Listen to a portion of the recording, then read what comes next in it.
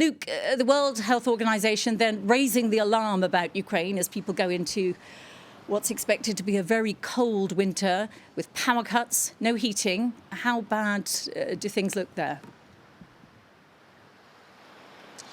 Well, indeed, if autumn has been a particularly mild one this year, then winter is certainly starting to bite throughout Ukraine. Temperatures in Kiev already below freezing, and they could hit as much as 20 degrees Celsius below zero. Now, the World Health Organization has called this winter life-threatening for people in Ukraine. It comes against this background of energy shortages. President Volodymyr Zelensky stating that as much as half of the country's energy infrastructure has now been crippled by Russian strikes. Now, energy firms have also been indicating that rolling blackouts in an effort to try and spare the system further strain could last up to the end of March. Now, resources across the country are stretched. They will be even stretched further when people switch their heating on to try and deal with the cold. And it means that there are particular concerns for hospitals, with most now being outfitted with generators.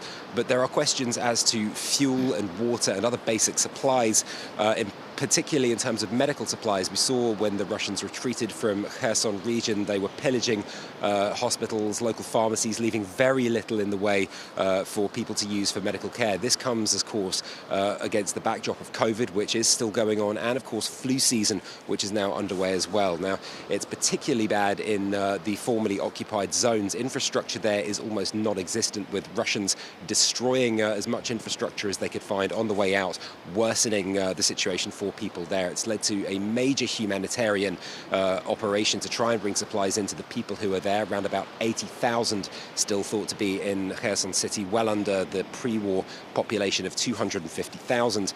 Energy companies also advising people now try to anticipate the winter ahead, stocking up on warm clothing, the supplies they will need to see them through particularly cold periods.